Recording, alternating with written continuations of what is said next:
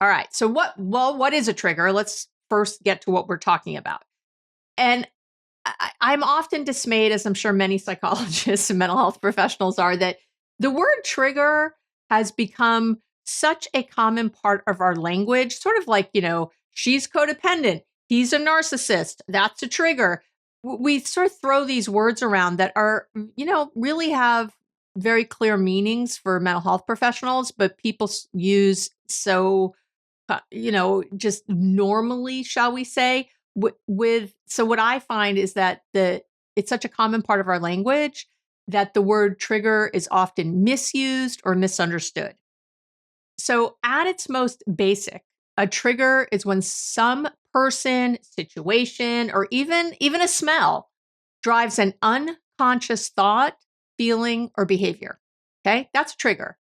So it's like your brain has been hijacked. That's what's happening in that moment. In other words, you have some reaction that you don't feel you have control over. Or probably not, or probably and you don't even realize you're having it. Often the reaction doesn't match up or isn't commensurate with what's going on in the moment. So that's the big thing to notice about a trigger. I hear people say, well, that really triggered me, when someone in a conversation. And if you're that together in the moment to say that really triggered me, I'm not sure if that was a trigger or not. It's probably something that upset you. Hey, that upset me. That's a little different than what I'm talking about today. A trigger is more because if you're able to say that in a reasonable way, your brain hasn't been hijacked and you're having a reasonable conversation about it, that's something else. If something makes you feel sad or angry or upset or frustrated, and you're able to say, wow, I feel really frustrated about this. This is really triggering me. You're using it that way, but then maybe you're a little agitated, but you're actually able to have a conversation easily or within that, then that's not a trigger to me. That's just a feeling you're having. And that's different. Okay. So I want to separate those. So there are emotional triggers, such as your partner mentioning that I had this recently with a client. Her partner mentioned that there was a new woman at work who was hired about a month before, in just conversation, he was mentioning somehow this woman, and she said, oh, who's that? And he said, oh yeah, this new woman in whatever accounting who was hired about a month ago. And my client got super angry. She said she felt really jealous, and she accused him. She's like, why have you been hiding this information? You just slipped on that, and now you were trying to hide it, and now you're acting like it's nothing. She like lost her what. And when we got into session, she said, I don't know what came over me. What was that? Because he, of course, got very upset that she was accusing him of something when he literally didn't know this woman. She was like at a meeting, which is that he was at, and she just happened to say something that whatever, it wasn't anybody of consequence to him, which is why he never mentioned her. Why would he? He works at this company. There's a lot of people there. This isn't someone he's in touch with a lot. And he's certainly not someone he was having sex with. And she knows that on a rational level, but she was irrational in that moment. And again, her brain sort of got hijacked. So that's an emotional trigger. There are also, of course, situational or physical triggers. And we think of those a lot when it comes to substance use disorders, eating disorders, things like that. I'm thinking of a client right now, as a matter of fact, he's a recovering alcoholic. And when he was drinking, he used to get on planes all the time. And he flies a lot for work, and when he would drink, and it was, sort of like, oh, I'm getting on a plane, so I deserve a few drinks. And he would have a few drinks always on flights, at least one, maybe two, usually three, on these flights. And so it became a trigger. He would have a very sudden, have a strong urge to drink when he was in the airports. And, again, it's a trigger. He used to do this thing, and being in an airport reminded him of it. But if you think of airports or airplanes and drinking, or having an urge to drink, most people would not put that together. Most people would not think, oh my God, I just have to have a drink when I have a flight.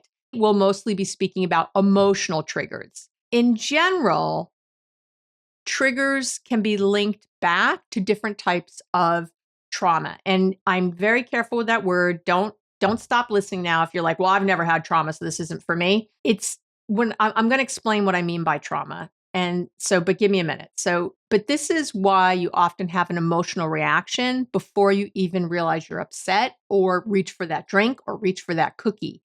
It's because of this trauma. And when, again, you hear the word trauma, you might be thinking that doesn't apply to me. I've never been the victim of, a violent crime or childhood abuse. But psychological trauma is a very individual experience. And I've been working with people, it's just coming up on 40 years soon. And I can tell you that what traumatizes you might not traumatize someone else. And this is why you might not realize you're dealing with unhealed trauma. So we're born with certain temperaments, and we're born into different families at different times in the family's evolution. There are different genders and all kinds of other factors that make each person's childhood slightly different, even when they're raised in the same family. So how your dad acted as a parent might not have affected your older brother, but might have had a negative impact on you, right? Because of the temperament you were born with, because of when, coming in as the youngest child or whatever. When I think of my family growing up, there was all my siblings are much older than me, which I like to remind them of often. And so, but they lived in a different family than I did so many years later. They just did, when they were, and not to mention the decade they were born in, different than mine. And there's so many factors that relate to that yes, things that my parents were not as vigilant, shall we say, as they were with my older siblings. And that can be its own kind of trauma. And again, I'm using that word. I wish there was another word I could use that didn't sound so scary, but it has an effect. And because trauma can also come from neglect, different kinds of neglect, just as easily as it comes from physical, emotional, or sexual abuse or something else. And what I find with many of my clients is that they don't identify something as traumatic because, they're thinking, well, I grew up in a good home, there was an intact family, money, maybe even the best schools. So there was no trauma. But when you drill down, maybe their parents never had time for them and they were shunted off to nannies or other caregivers. Maybe they had an older sibling who bullied them. Maybe they had an undiagnosed learning disability and didn't live up to their potential, which was always an issue.